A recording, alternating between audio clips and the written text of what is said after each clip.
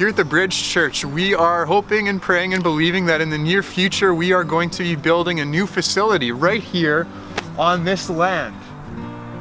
And in a lot of ways, we believe we've seen God's hand in this. We're excited about what's going to happen, but at the same time, there's some uncertainty actually about the ground. What will happen when we start digging, when we start excavating? We don't know what's underneath the surface, and whatever's there may end up having a huge impact on the project and even on the cost.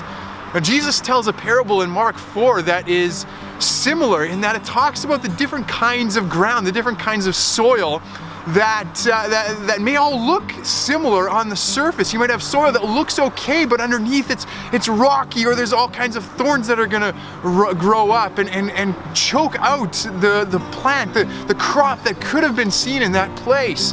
He talked about how the soil is reflective of the condition of the human heart, that there is a certain kind of disposition of the human heart that facilitates this growth, that gives space for God's word, for the proclamation of Jesus to bear fruit in someone's life.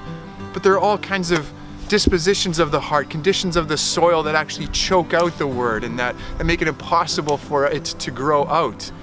We talked about how in the end our whole calling is to make space to hear God's word, to give room for it to grow in our lives, so that we will have this 30-fold, 60-fold, even 100-fold crop.